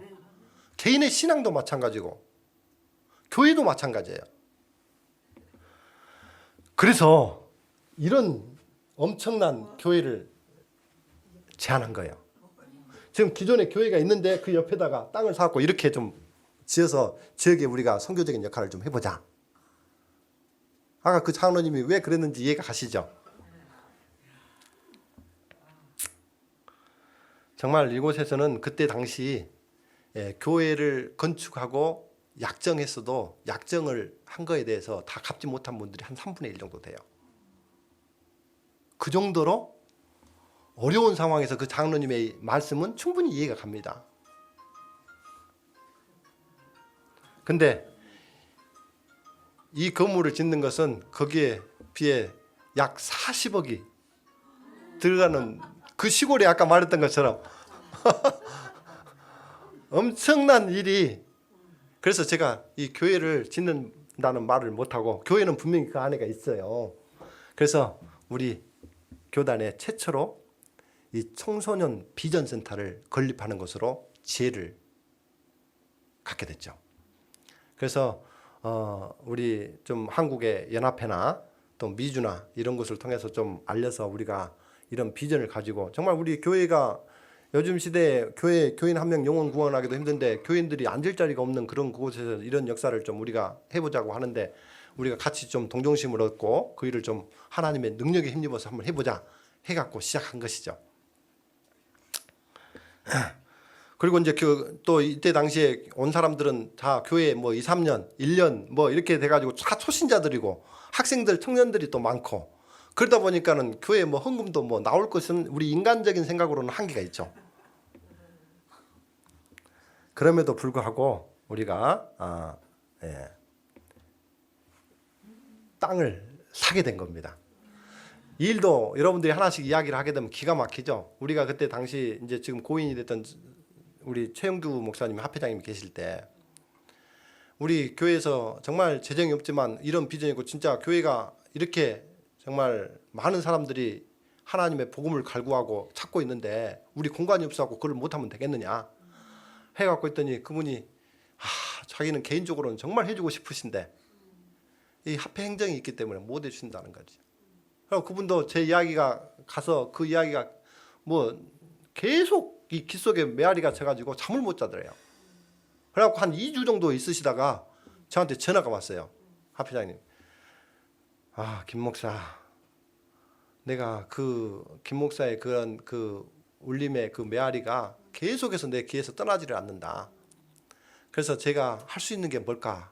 하나님께 기도하게 됐다. 그랬는데 내가 할 수 있는 일은 합회 행정위원들이 결의를 해주는 건데 그 합회 행정위원회를 합회에서만 하거든요. 근데 내가 최초로 우리 죽산 다사랑교회에서 행정위원회를 하란다. 그래서 그때 내가 너에게 우리 김 목사에게 1시간을 주겠다. 그래서 그때 이루어지는 일은 하나님께서 하시는 거고 나는 내가 할 수 있는 일은 그것밖에 없다. 그래서 이분은 자기는 못 해주지만 행정적으로 그 행정자들이 또 그 오케이를 해야 되는데 그 행정자들에게 설득은 김 목사가 해야 된다. 하나님께 기도하고 그렇게 해서 하나님이 필요하다 그러면 역사하실 것이고 아니면 뭐 안 될 것이고 그래서 저는 이제 그 이야기 듣고 행정위원회에 있는 데까지 계속 기도를 하게 됐죠. 그래가지고 드디어 그 소문이 났는지 어쨌는지 우리 행정위원들이 보통 뭐 기관에 있는 학교 그때 뭐 이경희 한국삼육 교장 선생님이나 이런 분들도 그 소식을 듣고 우리 교회 이야기를 듣고는 한 분도 안 빠지고 모두가 행정위원들이 다 참석을 했어요. 그래서 거기에 이제 저도 그동안 계속해서 기도해 왔고 성령의 능력이 함께 하셔서 이게 하나님의 역사라면 꼭 이루어질 수 있도록 간곡히 기도하고 그날 1시간 동안 브리핑을 했죠. 그랬는데 끝나고 나서 막 뒤에서 제가 이제 몰래 이렇게 내다보니까는 서로 뭐 해야 된다 안 해야 된다 이렇게 하더니 마지막에는 한 30분 정도 막 이렇게 이야기를 하더니 모두가 만장일치로 이 땅을 사주기로 결의를 하게 된 겁니다. 그래서 이 땅이 세워진 거예요. 그래서 이 450평 정도의 땅을 세워서 사서 했는데 이 사는 것조차도 뭐 제가 이렇게 지금 간증하려고 그러면은 엄청나게 기적적인 뭐 감동이에요. 여기도 뭐 이게 불교인인데 서울의 사람인데 이걸 땅을 사는데 우리가 이제 돈을 뭐 2억 5천인가 땅을 그때 시골이니까 좀 쌌는데 2억 5천인가 그 땅을 주고 사야 되는데 2억 5천은 합회에서 받아놨어요. 이제 주기로 했으니까. 근데 이제 이분한테 감동적으로 우리가 이런 지역에서 이런 일을 하려고 이렇게 나간다. 그렇게 하고 그분한테 이제 기도하고 계약하러 갔더니 그분이 그 돈을 다 받으시더니 이 목사님이 말씀하신 그 말씀에 제 마음이 너무 감동이 돼갖고 나도 그 일에 좀 참여하고 싶다. 그래갖고 거기에서 현금으로 저한테 5천만 원 줬어요.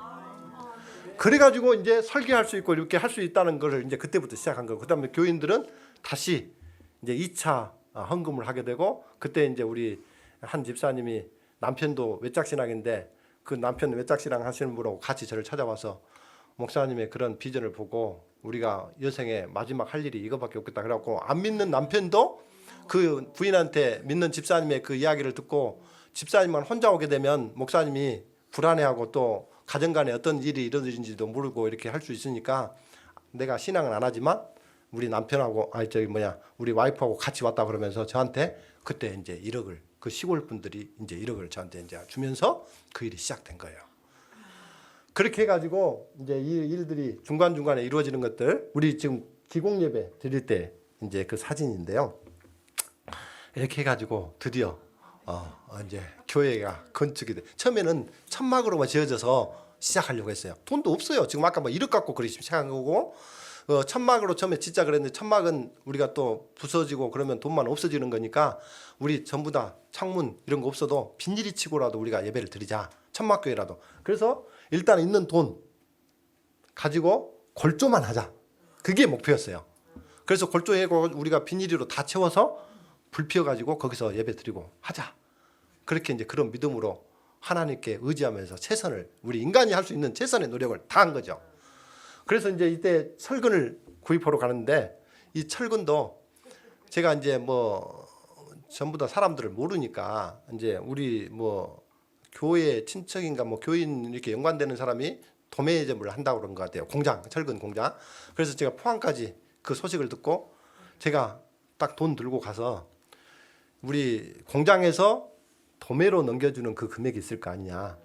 그래서 저는 이제 뭐 이렇게 무료로 해결을 하고 그런 게 아니고 그렇게 그런 것처럼 이 귀한 사업에 우리가 쓰니까 도매 가격으로 철근만 좀 이렇게 공급을 해달라 하면서 제가 한 20분 정도 이제 그분한테 기도하면서 이야기를 했죠.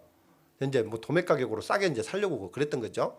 그랬더니 그분이 이제 또 이렇게 한참 듣더니, 목사님 제가 하나 좀 외람된 말씀이지만 목사님한테 질문 하나 좀 드려도 되냐고 그러면서 하시라고 그랬더니, 목사님 제가 목사님 이야기를 듣고 제 마음이 너무 뜨거워서 여기에 철근을 제가 모두 다 공급해도 되는 것인지 질문. 그래가지고 이 철근값만 2억 5천이에요. 엄청나요. 철근값만 땅값보다 더 이제. 그래가지고 뽑아서 그 철근을 이분이 기증을 하시고 우리가 시작이 된 거거든요. 그래 골조가 한참 올라가는데 한 3층 정도 올라가니까는 이 철근이 또 끊어진 거야. 그래가지고는 우리는 돈이 없잖아요. 그래서는 다시 그분한테 이제 찾아가. 염치불구하고 우리는 도저히 답이 없어요. 그래서 보니까는 우리가 철근을 처음에 제대로 파악했을 때 제대로 뽑았어야 되는데 그때 100%가 아니고 80%가 뽑아진 거고 하다 보니까 떨어져 본 거예요. 그때 100%를 이야기했으면 그때 한 번에 끝났을 것인데 이런 과정이 이제 들쳐나더라고요. 그래서 우리는 이제 뭐 앞이 안 보여요. 진짜 철근이 떨어졌다고 하고 그게 다 물량이 적은 물량으로 그분들한테 보고됐다는 것이. 그래갖고 다시 가서 이야기를 했어요. 그랬더니 그분이 고개를 푹 숙이고 계시더라고요. 그러다가 한참 10분 정도 정막이 흐를 정도로 말을 안 하시더라고요. 이제 못 해준다는 걸, 우리는 이제 말도 안 하시니까 못 해주고 어렵구나. 진짜. 그런데 뭐라고 하냐면은 그때 하시는 말씀이, 목사님 실은 제가 이 철근을 그때 해줄 때 그때부터 우리 회사가 이 공장이 법정 관리에 들어가 있었습니다. 그러니까 여러분 이게 있어서 한 게 아니고 하나님께서 필요하시다고 하나님께 간구하고 하나님의 능력을 간구하고 그러니까는 그분을 통해서 그분이 법정 관리에 있는 상태에서 자기가 지금 마음대로 손도 못 대. 그럼에도 불구하고 그분이 그 2억 5천을 한 거예요. 여러분들이 법정 관리 있다가 하면 누가 왔더라도 여러분들 그런 명분이 있어요 없어요? 확실하잖아요. 안 해줄 수 있는 확실한 명분이 있잖아요. 그렇죠? 근데 그분이 감동으로 이 일을 하게 된 거죠. 그랬는데 이번에 이제 또 이제 그때는 처음에는 그 이야기도 안 했어요. 그 두 번째 찾아갈 때 그 이야기를 하면서 내가 진짜 그 이야기를 딱 들으니까는 진짜 막 쥐구멍이라도 들어가고 싶어. 진짜로 나 그런 느낌을 내가 처음 받아봤어요.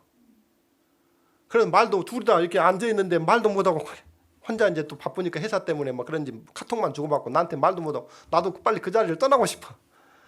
근데 이분이 말도 못하고 그분 상태에서 이렇게 예의상 나올 수도 없고 그래서 한참 있다가 정말 죄송하다고 우리가 정말 제가 이제 이렇게 하다가 우리 도저히 뭐 어떤 방법으로도 보이지 않고 기도하면서 진짜 우리 사장님만 생각이 나가지고 다시 왔는데 그런 상태였으면 저희들이 어떻게 여기 왔겠습니까? 정말 죄송하다고 그렇게 하면서 이러시려니까는 그때가 추석 딱 일주일 전이었어요. 그래서 목사님 잠깐만 기다려 보십시오. 이제 이렇게 이야기하더라고. 그래서 이제 저는 이제 못 해주니까 추석 직원들한테 명절 때 선물 주잖아요. 그러니까는 목사님이고 여기까지 오셨으니까 포항까지 오셨으니까 선물 하나 이렇게 주는 것을 이제 그래가지고 직원이 딱 오더니 카톡하고 그러더니 여직원이 하나 오더라고. 그래서 쇼핑백 한 요만한 거를 하나 딱 가져와서 선물로 진짜 줬어요. 선물을 담아가지고 저한테 딱 줬어요.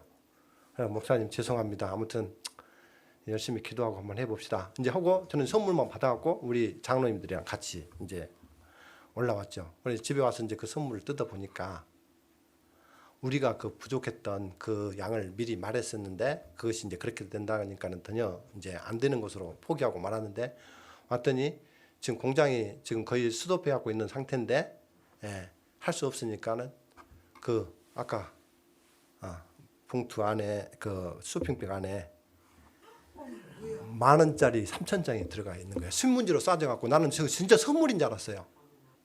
근데 그때 와가지고 사진 찍고 진짜 울면서 기도했죠. 자, 그렇게 해가지고 이 교회가 지어진 지 3년 만에 이 실제 건물이 완성이 된 것입니다. 이것은 말 그대로 하나님의 역사에 하나님의 기적이었어요. 교회 구성원들은 부족하고 상상할 수 없었지만 이 그리스도인들은 이 성령이 주도하니까 그 권능으로 어떻게 해요? 역사하게 되고 그 현장을 목격한 사람들은 하나님의 역사를 증거하지 않을 수가 없었어요. 그래서 교회는 어떤 일에 맞는 능력자를 구하는 것이 아닙니다. 여기 보면 미국의 저명한 설교자 필립 브룩스는 이렇게 이야기했어요. 우리 다 같이 한번 읽어볼까요? 시작. 능력에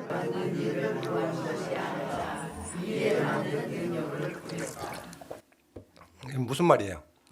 내 능력에 맞는 일만큼 우리가 보통 뭐 한다 하고 계획하고 그러면 우리가 할 수 있는 거 안에서 계획을 짜요. 맞아요, 안 해요? 근데 이 설교자의 말씀은 뭐예요? 하나님의 일에 필요하다고 생각되면은 하나님의 일에 맞는 것에 능력을 구해. 그 능력을 해줄 능력을 구한 것입니다. 이거는 전자하고 후자하고 천지 차이인 거야. 이게 교회에서 하는 일이고 그리스도인들의 삶인 것입니다. 그것이 바로 성령이 주도하는 삶인 거죠. 그리스도인들은 성령의 능력을 가지고 내 자신과 이 세상의 한계를 뛰어넘는 도전 정신을 가지고 일하는 사람들이에요. 그리스도인들은 이름만 가지고 사는 게 아니죠. 머리로만 판단하고 교회 신앙하고 하는 게 아니라는 것입니다. 우리는 성령의 능력으로 행동과 변화를 이끄는 사람들이에요. 예수님은 우리는 그런 변화를 이끄시기를 간절히 바라고 있는 것입니다. 여러분들 공산주의 창시자 칼 마르크스 잘 아시죠? 이분은 철학자이면서 공산주의 창시자예요. 근데 그는 이런 말을 했어요. 게으른 철학자들은 단지 세상을 서로 다른 방법으로 해석하기만 한다. 그러나 진짜 중요한 문제는 세상을 변화시키는 것이다. 이 공산주의 창시자 칼 마르크스는 세계를 해석의 차원에서 본 것이 아니라 뭐예요? 변화의 차원으로 본 것인 겁니다. 해석하기만 하고 변화시킬 수 없는 것은 소용없는 것으로 본 거예요. 신앙도 마찬가지입니다. 하나님의 말씀을 보고 듣고 해석만 하고 변화에 참여하지 않는 사람들을 두고 말하는 것입니다. 우리 참 복음의 표징은 뭐예요? 우리 삶의 변화입니다. 그리스도의 은혜로 구원받은 이 층에 속한 우리 저와 여러분들은 이제는 어떻게 해요? 성화예요. 성화, 변화하는 것입니다. 이 그리스도인의 이 삶은 예수님의 능력을 힘입어서 변화되는 삶이에요. 죽음에서 생명으로 변화되는 것이죠. 예수님을 믿음으로 죽음에서 생명으로 변화되는 거예요. 우리는 예수님처럼 말하고 예수님처럼 행동하도록 변화되어야 되는 사람들입니다. 그리스도인들은 변화된 품성을 가지고 교회에서, 가정에서, 직장에서, 사회에서 그리스도의 빛을 비추는 사람들인 것입니다. 그리고 세상을 변화시키는 거예요. 겉만 그리스도인이 될 수 있습니다. 이름만 그리스도인이 될 수 있어요. 우리 영감의 글에서는 이렇게 이야기하고 있습니다. 하나님의 성령이 없이 하나님의 말씀만 아는 것은 소용이 있다 없다. 우리가 말씀을 들어서 아는 것은 정말 많아요. 그래서 그것으로 책망하고 꾸중하는 일은 너무 잘해요. 여기 보니까 성령이 없이 하나님의 말씀만 아는 것은 아무 소용이 없다는 거예요. 성령의 감화가 없는 진리의 이론만으로는 사람의 심령을 깨우치고 마음을 심화시킬 수 없다. 우리가 비록 성경의 말씀과 약속들에 정통한다 할지라도 하나님의 영이 진리를 깊이 깨닫게 하지 않을 것 같으면 우리의 품성은 변화되지 않을 것이다. 변화는 하나님의 말씀과 약속에 정통한다 할지라도 성령 없이는 이루어질 수 없다는 것입니다. 그리스도인들은 하나님의 주신 그 성령의 능력으로 교회 밖 세상으로 나가는 사람들이에요. 그래서 예수님의 증인으로 살아가는 사람들이에요. 그런데 많은 그리스도인들이 이 성령의 능력 없이 그리스도인이라는 이름을 가지고 살아가는 사람들이 참 많이 있는 것 같아요. 많은 사람들이 성령의 지도 없이 직분을 감당하기도 합니다. 또 어떤 분들은 성령의 지도 없이 사명을 감당하고 봉사도 하게 됩니다. 그러니까 갈등이 생기는 거예요. 봉사를 해도 갈등이 생겨요. 같이 예배를 드려도 갈등이 생기는 것입니다. 성령이 없기 때문에 그래요. 이런 것들은 진정한 변화를 이끌 수 없다는 것을 여러분들이 아시면 좋겠어요. 그리고 남은 무리로 사명도 감당하지 못할 것입니다. 성령은 우리가 마지막 사업을 마칠 수 있도록 권능을 주시고 도전하게 만드는 것입니다. 움직이게 하고 반응하게 하는 것이죠. 세상의 압력에 굴복하지 않고 성령의 의지에서 도전하는 것입니다. 이게 깨어 준비하는 사람들이에요. 유대인들은 아이들에게 구약 성경 이야기를 계속해서 반복해서 가르칩니다. 그래서 자랄 때 모세 이야기를 수없이 듣게 됩니다. 나중에는 자기가 모세인지 모세가 자기인지 구분을 못하게 돼요. 이 지식을 얻는 것이 아니라 이 성령을 통해서 내가 모세가 돼버리는 것입니다. 여러분들 그런 믿음을 좀 가지시기 바랍니다. 그래서 난간이 오면 포기하는 것이 아니라 모세처럼 발을 내딛고 도전하는 것입니다. 그래서 하나님의 약속을 통해서 믿고 그 발걸음을 떼는 순간 하나님께서 역사하시는 것이 바로 아까 그런 일들을 통해서 나타나는 것입니다. 이게 깨어 준비되는 사람들의 모습이에요. 또한 유대인들은 다니엘 이야기도 수없이 가르칩니다. 나중에 그래서 어떻게 해요? 다니엘이 자기인지 구분을 못해요. 다니엘인지 내가 다니엘인지 구분을 못하는 겁니다. 그래서 사자굴에 들어간다 할지라도 흔들리지 않고 다니엘처럼 지혜롭게 판단하여 그 일을 이루시는 일을 하는 것이죠. 이것은 지식으로 이기는 것이 아닌 것입니다. 야, 다니엘 사자굴에 들어가서도 끄떡없더라. 지식으로 아는 것으로 끝나는 게 아니에요. 실제 들어가서 그 영향력을 발휘하는 것이 바로 그리스도인들인 것입니다. 그들이 재림을 기다리는 깨어 준비하는 사람들이에요. 우리가 말씀을 통해 가슴에 붙은 이 성령의 불로 이기는 거예요. 제가 성령의 그런 능력이 없으면 그런 일을 못했겠죠. 우리 리뷰 헤럴드지 보면은 거기에 보면 이렇게 기록이 되어 있어요. 큰 외침은 요원에 붙은 불길과 같이 사업을 마치는데 효력을 가져야 할 것이다. 마지막 운동은 신속한 것이 될 것이다. 그러나 덤불에 붙은 불과 같이 번지는 대신 실제로 불길이 없이 연기만 오르는 담뱃불과 같은 일세기가 흘렀다. 인구는 우리가 기별을 가지고 그들에게 전하는 것보다 더욱 신속히 증가하고 있다. 합당한 유일한 결론은 뭐가? 그리스도인들이 불이 꺼져 있는 겁니다. 여러분들 성령의 불이 나에게 있는지 다시 한번 이 시간 생각해 보시기 바랍니다. 만약 성령의 불이 없다면 이 시간 여러분들이 간절히 기도하고 성령이 나에게 함께 할 수 있도록 그 성령이 내 마음속에 불이 붙여질 수 있도록 여러분들이 기도하게 되기를 바랍니다. 이제는 세상에서 성령의 불이 없이 죽어가는 사람들에게 성령의 불을 붙여주시는 그런 사람들이 저와 여러분들이 됐으면 좋겠습니다. 왜 사역이 힘들까요? 왜 신앙이 힘들까요? 왜 신앙이 힘만 들고 귀찮고 재미가 없을까요? 성령의 불이 꺼졌기 때문에 그런 것입니다. 내 이성과 내 계산에서 판단되는 일이 아니라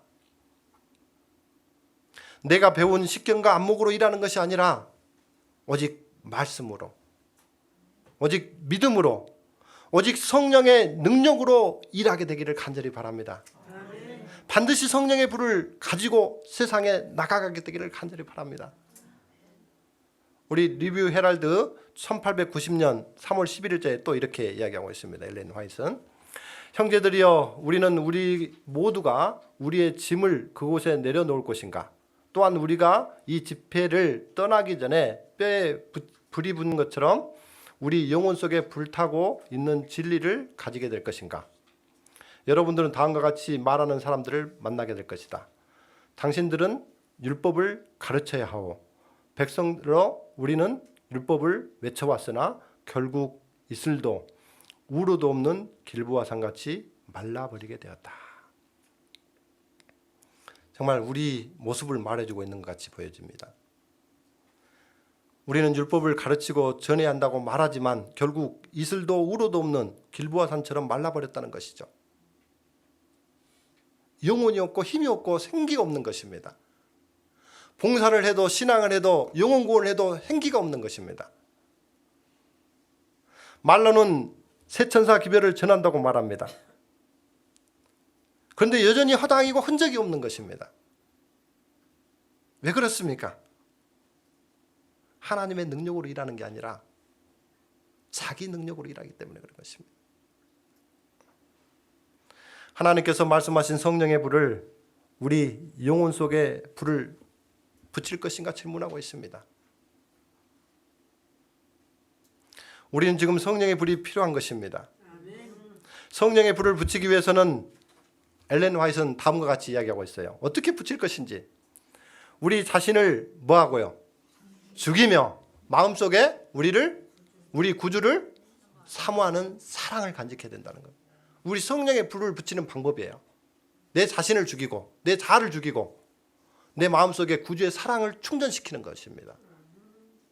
우리가 진심으로 주를 찾을 때 우리는 그분을 발견하게 될 것이며 우리의 마음은 그분의 사랑으로 불타오르게 될 거라고 얘기해요.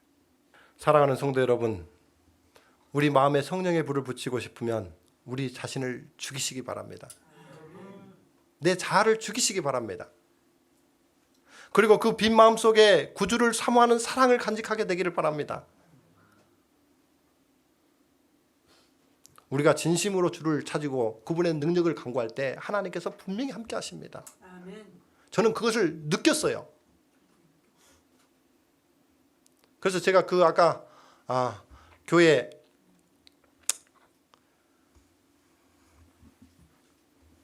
교회를 건축하고 똑같은 그 사역을 또 정말 이렇게 많은 사람들이 희망이 없이 죽어가는 그런 많은 사람들에게 복음을 증거하게 됐는데, 오늘 그 아까 필요중적 그 소그룹 그 내용에 대한 필요중적 그 선교에 대한 것들은 오늘 뭐 언급을 제가 못했으니까 그 방법대로 예수님이 하셨던 그 모델로 또 방법으로 그 일을 했을 때 하나님께서 그 교회에 정말 많은 영혼들을 구원하고, 지금 그 일은 제가 이제 그 교회에서 이곳 새로운 교회로 또 이렇게 옮겨졌는데, 이곳 교회도 똑같습니다. 제가 와서 딱 2분이 예배를 드렸어요. 그랬는데 지금 4년째 됐는데, 똑같이 아까 하나님의 능력을 간구하고 예수님께서 보여주신 그 사역에 깨어 준비하는 삶이 이것이라는 것을 확신하고 그 말씀대로 기도하며 최선을 다했는데, 지금 딱 4년 만에 지금 120명이 넘게 모여요. 그리고 청소년만 한 90명이 됩니다. 별도로.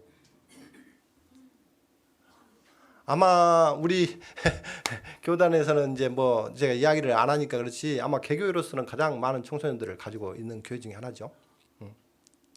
그래서 정말 영혼들이 정말 너무나도 지금 많아요. 그래서 지금 추수할 곡식은 많은데 일할 일꾼이 없어요. 제가 마지막으로 사진을 한 장 보여드릴게요. 이건 뭐 여러분들이 잘 아시는 인물일 거예요. 누군지 다 아시죠? 충청도 사람인데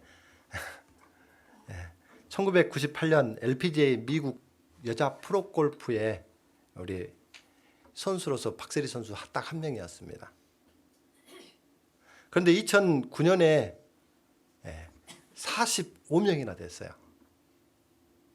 소위 박세리 키즈가 등장한 것입니다. 그래서 1998년 우리 한국이 무슨 해였어? 그때 1998년 가장 힘들었던 IMF잖아. IMF. 정말 우리 경제 위기로 IMF로 굉장히 우리 한국이 힘들었을 때예요. 근데 그때 박세리가 LPGA 그 메이저 대회에서 출전을 했는데, 그때 박세리 선수가 쳤던 그 타구가 이 연못에 빠져버린 것입니다. 평지에 가도 정말 거기에서 우승을 하려고 하면은 굉장히 노력하고 정말 잘해야 되는데, 아니 똑같은 조건도 아닌 이 연못으로 빠졌다는 것은 환경이 좋은 겁니까? 안 좋은 겁니까? 그럼에도 불구하고 양말을 벗고 물속에 들어간 것입니다. 그래서 정말 자기가 믿고 또 할 수 있는 최선의 노력을 통해서 힘껏 그 공을 치게 된 것입니다. 근데 그 샷이 우승으로 이끄는 힘이 된 것입니다. 그때 IMF로 어려웠던 그때 이 방송국에서는 이 본 방송 끝나고 이 중간중간 그 사이에 계속해서 이 박세리 이 연못에서 치는 그 공을 계속해서 방영해 줬어요. 왜 그랬을까요? IMF 때문에 힘들고 금 팔고 이렇게 해서도 정말 힘들고, 그런데 그런 것들을 보고 금 모으기 운동 해가지고 그 어려움을 극복하게 된 것입니다. 이 장면을 보고 많은 소녀들이 이 박세리가 저 정도면 우리 소녀들이 나도 할 수 있겠구나 해가지고 45명이나 10년이 딱 지났는데, 이것은 박세리 선수 안에 있던 도전 정신이 골프에 불을 붙인 것입니다. 이 세상살이에서도 이런 것이 있는데, 우리는 영원한 것들을 사모하고 살아가는 사람들 아니겠어요? 그래서 우리가 이 성령이 우리가 아까 마지막 세상이 가까웠다, 징조들은 나타났다 해도 뭐 해야 될지 모르는 그런 상황 가운데 오늘 다시 한번 말씀을 요약하겠습니다. 그 징조가 있거든. 예수님께서는 징조를 보여주면서 이 세상이 끝이 아니라고 이야기했죠. 복음이 끝까지 전파돼야 된다는 것입니다. 다 맥락이 다 연결이 돼 있어요. 그래서 그러면서 깨어 준비하라고 있는데, 깨어 준비하는 것이 그냥 아까 말했던 것처럼 우리가 말씀 보고 예배하고 기도만 드리고 끝나는 게 아니라는 것이죠. 그래서 하나님의 율법도 하나님을 사랑하고 내 이웃을 사랑하는 이 이중적인 거예요. 수직적인 관계 속에서 또 수평적인 관계로 연결이 되는 것입니다. 그런 것처럼 우리가 성령의 능력을 간구하고 그 능력에 힘입어서 반드시 깨어 준비하는 삶은 아까 계속해서 봉사하고 가난한 자를 돕고 이런 것으로 양과 염소로 구분된다고 그랬잖아요. 그 실천이 반드시 있어야 돼요. 근데 진짜 성령이 내 마음에 있으면 내가 가만히 있지 않아요. 내가 생각나는 사람들을 이렇게 찾아가게 되죠. 만나게 되죠. 섞이게 되죠. 그때 그 사랑을, 예수님께서 받은 그 사랑을 그분들에게 증거하고 그들의 필요를 통해서 그들에게 증거할 때, 아까 죽산 다사랑교회가 그렇게 많은 영혼들이 정말 이 불모지에서 희망적인 그런 메시지를 받고 주님 앞에 돌아오는 역사들, 또 이번에 새로운 교회 갔는데도 마찬가지 똑같이 지금 그렇게 되고 있잖아요. 저는 이걸 같이 나누고 싶어요. 내가 한 게 아니잖아요. 예수님께서 가르쳐 주신 그 방법을 그대로 우리가 어떻게 해요? 실천하고 순종하고 깨어 준비하는 삶이 무엇인지 알고 나가게 되면은 그 역사들이 오늘 여러분들 신앙과 여러분들의 교회가 똑같이 이루어질 수 있다는 것입니다. 저는 오늘 그것을 전달하러 왔어요. 이 교육은 옛날에 저 때만 해도 어떻게 해요? 이 정보 듣는 것이 교육이었어요. 근데 요즘 교육은 이 마음에 불을 붙이는 것이 교육. 저는 오늘 여러분들 여기에 오신 분들은 적어도 이 성령의 불이 여러분들 마음에 꼭 붙여지기를 간절히 바랍니다. 그때 아까 말했죠. 우리 여기 연세 드신 우리 어르신도 계시지만 우리 평균 70대였어요. 그분들이 할 수 있는 거 찾아서 하게끔 지도하고 같이 갔어요. 심지어 외국 사람들한테 김밥 많은 거 정도도 다 할 수 있어요. 우리 할 수 없다고 생각하면 안 돼요. 우리 그렇게 살아야 돼요. 그렇게 살면서 삶이 예배가 되고 삶으로 복음을 증거해야 되는 사람들이 그리스도인들이에요. 오늘 저와 여러분들은 깨어 준비하는 삶이 바로 그거라는 것을 다시 한번 기억하고 남은 무리로 또 남은 백성으로 살아가기 위한 그런 이론적인 부분에 뭐 이렇게 국한된 것이 아니라 그것이 아까 이 율법이 수직과 수평으로 이렇게 우리가 나눠야 되는 것처럼 하나님께 능력을 받고 이웃에게 펼치는 것이 하나님의 율법인 것처럼 우리는 성령의 능력을 통해서 봉사를 통해서 깨어 준비하는 삶을 살아야 된다는 것이죠. 그렇게 했을 때 정말 죽어가는, 하나님을 모르고 죽어가는 많은 영혼들이 그 이야기를 듣고 그 감동을 받고 그들이 하나님을 개인의 구주로 모시는 삶이 오늘 우리에게 필요한 거고 또 이 남은 교회에 맡겨졌다는 사실을 여러분들이 기억하시고 그 일에 동참하는 저와 여러분들이 되시기를 간절히 바라면서 시간이 되었으므로 말씀을 마치도록 하겠습니다.